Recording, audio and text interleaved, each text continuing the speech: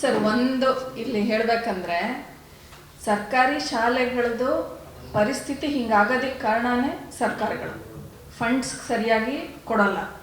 ಕೊಡದೆ every year ಬಡ್ಜೆಟಲ್ಲಿ ಕಡಿಮೆ ಮಾಡ್ಕೊಂಡು ಬರ್ತಾ ಇದ್ದಾರೆ.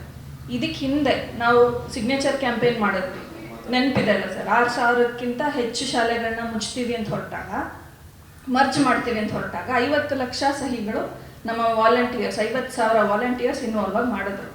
ಅಲ್ಲಿ ಮಾಡಿದಾಗ ನಾವು ಹೋಗಿ ನೋಡಿದ್ದು, ಸರ್ಕಾರಿ ಶಾಲೆಗಳಿಗೆ ಕಳ್ಸೋಕ್ಕೆ ಪೇರೆಂಟ್ಸ್ ರೆಡಿ ಇದ್ದಾರೆ, ಟೀಚರ್ಸ್ ಇಲ್ಲ, ಟಾಯ್ಲೆಟ್ಸ್ ಇಲ್ಲ, ಬಿಲ್ಡಿಂಗ್ಗಳು ಬೀಳೋ ಥರ ಇದೆ. ಇವಾಗ ಇದಕ್ಕೆ ಪರಿಹಾರ ಮರ್ಜ್ ಮಾಡೋದ, ಪ್ರೈವೇಟ್ ಪಾರ್ಟ್ನರ್ಶಿಪ್ಪಿಗೆ ಕೊಡೋದ, CSR ಫಂಡಿಗೆ ಕೊಡೋದ ಅಥವಾ ಫಂಡ್ಸ್ ಕೊಡೋದ? ಟೀಚರ್ಸ್ ಅಪಾಯಿಂಟ್ ಮಾಡಿದ್ರಾಗತ್ತಲ್ವ ಸರ್? ನಾವು ಹೇಳೋದು KPS ವಿರುದ್ಧ ಇಲ್ಲ, ನಾವು ಕರ್ನಾಟಕ ಪಬ್ಲಿಕ್ ಸ್ಕೂಲ್ ವಿರುದ್ಧ ಇಲ್ಲ. ನಾವು ಎಲ್ಲ ಶಾಲೆಗಳನ್ನ ನೀವು KPS ಥರ ಮಾಡಿ, ಹಳ್ಳಿಯಲ್ಲಿ ಮಕ್ಕಳು pre-KG ಇಂದ PUC ವರೆಗೂ ಓದಲಿ. ನಮ್ಮ ಹಳ್ಳಿಗಳ ಪರಿಸ್ಥಿತಿ ಗೊತ್ತಿಲ್ವಾ ಸರ್? ನಮಗೆ ಚಪ್ಪಲಿ ಇಲ್ಲ, ಶೂಸ್ ಇಲ್ಲ, ಮಕ್ಕಳಿಗೆ 5-6 ಕಿಲೋಮೀಟರ್ ನಡೀತಾರ. ಇನ್ನೊಂದು ಪಾಯಿಂಟ್ ಬಿಟ್ಟು 5-6 ಕಿಲೋಮೀಟರ್ ಸುತ್ತಾ ಇರೋದನ್ನು ಮರ್ಜ್ ಮಾಡಿದ್ರೆ ಹೆಣ್ಮಕ್ಳ ಸಂಖ್ಯೆ ಡ್ರಾಪ್ ಔಟ್ ಆಗುತ್ತೆ ಸರ್. ಬರ್ಕೊಡ್ತೀವಿ ನಾವು. ದೊಡ್ಡ ಸಂಖ್ಯೆ ಹೆಣ್ಮಕ್ಳು ಇಲ್ಲಿವರೆಗೂ ಏನು 5ನೇ ಕ್ಲಾಸು 6ನೇ ಕ್ಲಾಸು ಹೈಸ್ಕೂಲ್ ಓದ್ತಾರೆ, ಅದು ಬಿದ್ದೋಗುತ್ತೆ. ಇದು ಅನ್ಯಾಯ ಅಲ್ವಾ? ಇಲ್ಲಿ ಓವರ್ ಆಲ್ ಸರ್ ಮೋಟಿವ್ ಇರೋದೇನೆ ಲಾಭ ಮಾಡೋಕ್ಕೆ, ಪ್ರೈವೇಟೈಸ್ ಮಾಡೋಕ್ಕೆ, ಶಿಕ್ಷಣನ ವ್ಯಾಪಾರೀಕರಣ ಮಾಡ್ತಿದ್ದಾರೆ. ಅದಕ್ಕೆ ಈಗ ಏಷ್ಯನ್ ಡೆವಲಪ್ಮೆಂಟ್ ಬ್ಯಾಂಕ್ ಲೋನ್ ತಗೊಂಡಿರೋದು 2000 crores ತಗೊಂಡು ಅವ್ರು ಸರ್ವಿಸ್ ಮಾಡ್ತಾರ ಅಥವಾ ಪೇರೆಂಟ್ಸ್ ಮೇಲೇನೆ ಹೊರೆ ಬರುತ್ತಾ? Karnataka public school sir ಗ್ರಾಜುಯಲಿ privatise ಆದರೆ ಆಶ್ಚರ್ಯ ಇಲ್ಲ, ಫೀಸ್ ಕಲೆಕ್ಟ್ ಮಾಡಿ. ಆವಾಗ ಅಲ್ಲೂ ಮಕ್ಕಳದು ಡ್ರಾಪ್ ಔಟ್ ಆಗುತ್ತೆ.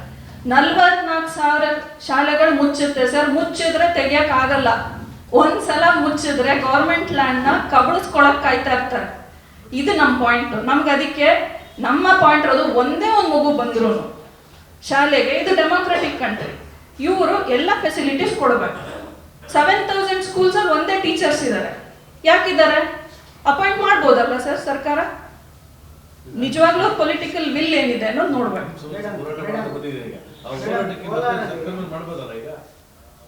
ಒಂದೇ ಒಂದು ನಿಮಿಷ ಸರ್, ಅವರು ಏನೋ ಕೇಳ್ತಾ ಇದ್ದಾರೆ. ಸರ್ಕಾರದ ಹೋರಾಟ ಇದ್ದೇ ಇರ್ತದೆ, ಇನ್ನೂ ಹೋರಾಟ ಇದ್ದೇ ಇರ್ತದೆ. ಸಂಘ ಸಂಸ್ಥೆಗಳು ಇಲ್ಲಿ ಬಂದು ಸುದ್ದಿಗೋಷ್ಠಿ ಮಾಡ್ತಾರೆ, ನಾವು ಆ ಶಾಲೆ ಹಿಂಗ್ ಮಾಡ್ತೀವಿ, ಈ ಕಾಲೇಜ್ ಹಿಂಗ್ ಮಾಡಿದ್ದೀವಿ, ಆರೋಗ್ಯ ಹೋಗ್ತಾ ಇರ್ಬೇಕಾದ್ರೆ ನೀವು ಯಾರು ಬಂದ್ ಮಾಡಿ ತೀರ್ಮಾನ ಮಾಡೋದು ಅಲ್ವಾ?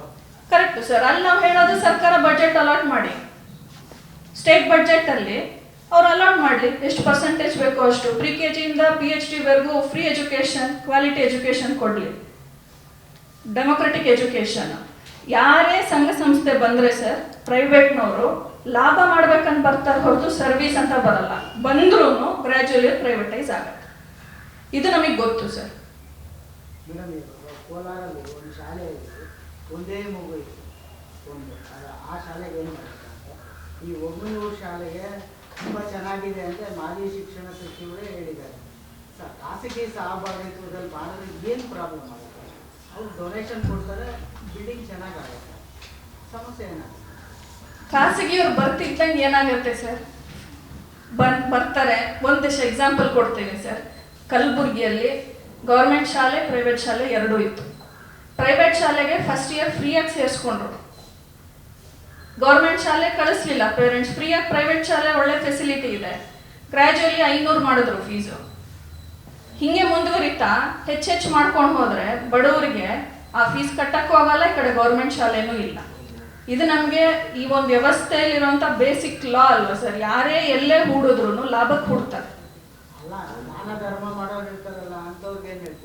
ಸರ್. ನಮಗೆ ಗೊತ್ತಾಗಿದೆ, ಒಂದು ಶಾಲೆ ಅಲ್ಲಿ KPS ಅಲ್ಲೂ ಫೀಸ್ ಕಲೆಕ್ಟ್ ಮಾಡ್ತಾ ಇದ್ದಾರೆ ಈಗ 4,500 5,000 ಫೀಸು ಪೇರೆಂಟ್ಸಿಂದ.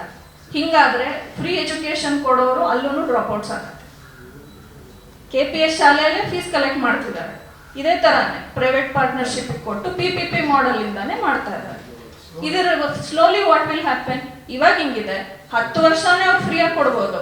ನೆಕ್ಸ್ಟ್ ಬರೋ ಜನರೇಷನ್ ಸರ್, ನಮ್ಮ ಮಕ್ಕಳು